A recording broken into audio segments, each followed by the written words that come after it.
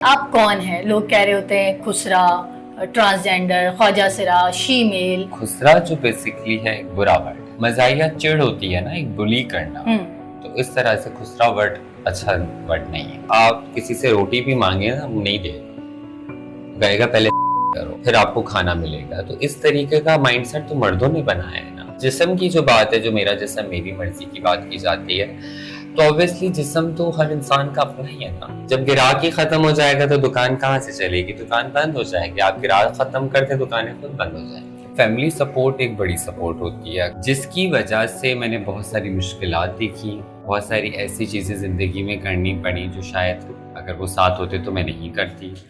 السلام علیکم جی، میں عابدہ آغا اور آپ دیکھ رہے ہیں ولاگ سینٹرل۔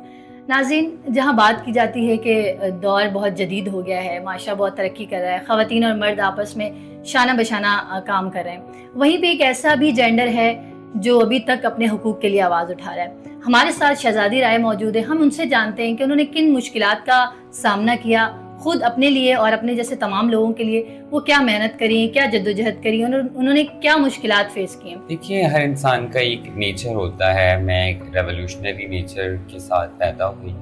مجھے ہمیشہ سے ناانصافی پسند نہیں تھی، اور ملک مجھے وہ ملا جو ناانصافیوں کا گڑھ ہے۔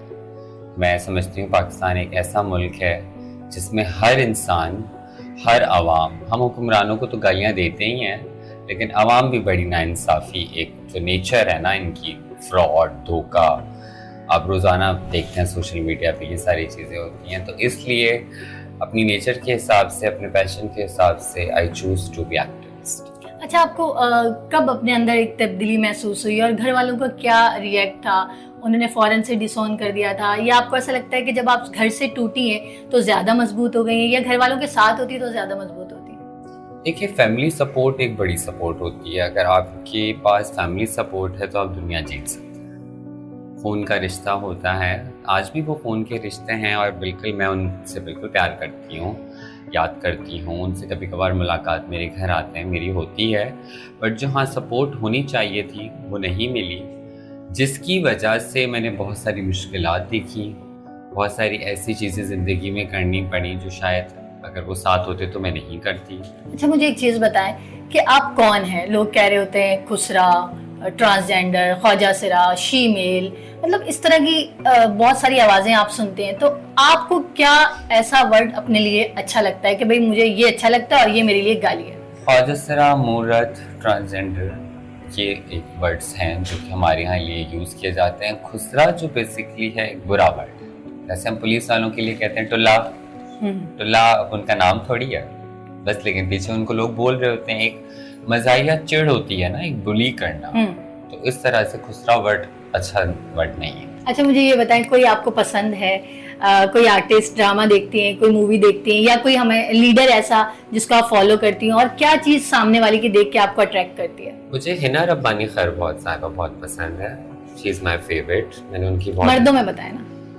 مردوں میں مراد علی شاہ پیارا ہے۔ اچھا، پیارے لگتے ہیں آپ؟ ہاں، ہی از ٹال، ہینڈسم، تو پرسنالٹی ہے۔ کیا اٹریکٹ کیا کرتا ہے ان میں؟ ہائٹ۔ میں خود بھی لمبی ہوں تو میں چاہتی ہوں کہ اگلا انسان تھوڑا لمبا ہونا چاہیے نا، مونے نہیں پسند مجھے نا۔ شہزادی، مجھے یہ بتائیں کہ آپ نے 7 مرتبہ عورت مارچ آرگنائز کیا ہے، تو کیا فرق آپ کو نظر آیا؟ کیا واقعی عورتوں کو حقوق مل گئے ہیں عورت مارچ سے؟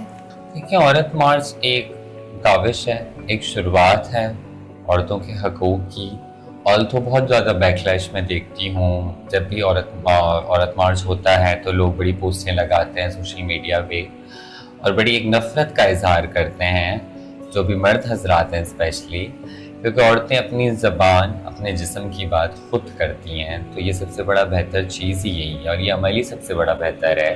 اور آپ یہ بھی دیکھیں کہ جب آپ کبھی بھی کسی کے پاس، کسی عورت کے ساتھ گھر پہ مسئلہ ہوتا ہے، یہ میرا اپنا پرسنل ایکسپیرینس ہے کیونکہ میں ان کی آرگنائزنگ کمیٹی میں ہوتی ہوں، میں گروپ میں دیکھتی ہوں، بہت ساری عورتیں مردوں کے ڈر سے عورت مارچ میں آ نہیں پاتی ہیں، لیکن جب وہی مرد انہیں مارتے ہیں، جب وہی مرد ان کے ساتھ زیادتی کرتے ہیں، تب وہ عورت مارچ کو رجوع کرتی ہیں، اور بالکل اس چیز پہ کام ہوتا ہے۔ اور آج سے پہلے میرے خیال سے پاکستان میں فیمنزم کا نام کبھی مشہور نہیں تھا، فیمنسٹ کے بارے میں کوئی بات نہیں ہوتی تھی کہ یہ بھی ایک آئیڈیالوجی ہے نا۔ اور جسم کی جو بات ہے، جو میرا جسم میری مرضی کی بات کی جاتی ہے، تو obviously جسم تو ہر انسان کا اپنا ہی ہے نا, اس چیز کو تو سمجھیں, اتنا مشکل تو نہیں ہے. بس عورت نے آواز اٹھائی ہے تو یہ برا لگ گیا, اور ساتھ میں انہوں نے ٹرانسجینڈرز کو جوڑ دیا ہے تو اور زیادہ برا لگ گیا ہے. یہ ایک پرٹیکولر طبقہ ہے جو کبھی بھی عورت کو اور ٹرانسجینڈر کو آگے نہیں بڑھنا دے جاتا. عورت بچے پیدا کرنے کے لیے رکھی ہوئی ہے, اور باہر نکلیں گے جو ان کو ایک پوری عیاشی چاہیے وہ ٹرانسجینڈر سے لے لیتے ہیں اور اپنا کام کرتے ہیں اور گھر چلے جاتے ہیں. بس ان کی یہی زندگی ہے. بھی آپ نے خود یہ ایک جملہ بولا ہے کہ مرد باہر جا کے ٹرانسجینڈر سے اپنی عیاشی پوری کرتا ہے, تو کیا واقعی ٹرانسجینڈر اس کام میں ملوث ہیں یا بہت زیادہ ہیں کیا؟ دیکھیں وہی بات ہے نا کہ ایزی منی ہے, اور سب سے زیادہ آپ کسی سے روٹی بھی مانگیں نا نہیں دے گئے گا پہلے کرو. اوبیسلی یہ ایک پاکستانی چینل ہے تو میں اتنا کھل کے تو نہیں بتا سکتی, لیکن آپ کو کوئی بھی انسان آپ کسی سے بات کریں تو وہ آپ کو کہتا ہے کہ بھائی نہیں پہلے آپ چلے بھی دے دیں پھر آپ کو کھانا ملے گا. تو اس طریقے کا مائنڈ سیٹ تو مردوں نے بنایا ہے نا. دیکھیں مرد رول کر رہے ہیں, وہ جس طرف جس کو لے کے جانا چاہیں گے ہم اس طرف جائیں گے, ہمیں آپ مواقع دیں.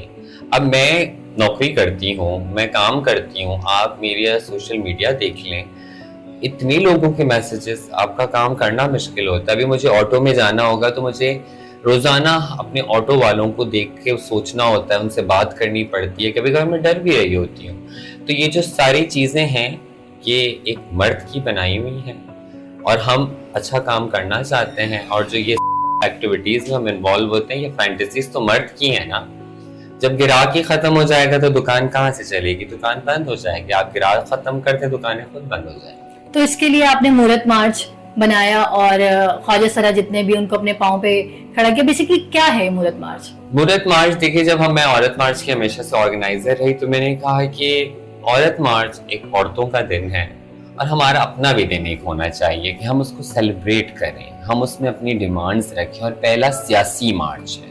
سیاسی مارچ کوئی این جی او نہیں ہوتا, سیاسی مارچ کوئی فنڈنگ پہ نہیں چلتا, تو صرف ڈونیشنز پہ ہوتا ہے, اور اس کا کوئی رجسٹریشنز نہیں ہوتی ہیں جس طرح عورت مارچ تھا. تو عورت مارچ کی کو دیکھ کے ان کی مشاورت کے ساتھ ہم نے ایک مہورت مارچ بنایا جو ٹرانسجینڈر کمیونٹی کے لیے تھا. اور اس سال ہم سندھ کے ایک اور حصے میں مہورت مارچ کریں گے, اور اس میں ہم اپنے حقوق کی بات کرتے ہیں, اپنی بات کرتے ہیں, اور ڈیمانڈ کے ساتھ کرتے ہیں, ریکویسٹ نہیں کرتے. تو اگر آپ پبلک پلیس میں جاتے ہیں, ابھی میں نے کچھ عرصے پہلے ایک عبادت گاہ تھی تو وہاں کچھ لوگ بہت پریشان کھڑے ہوئے تھے خواجہ سرا, تو ہم نے ان سے پوچھا کیا مسئلہ ہے, تو ان کو یہ ہے کہ ہم کون سے واش روم میں جائیں, کہ اگر وہاں جائیں گے تو پرابلم ہو جائے گی. المیہ تو یہی ہے نا کہ لوگ جینے ہمیں نہیں دے رہے ہیں. اب واش روم جانا ایک انسانی ضرورت ہے.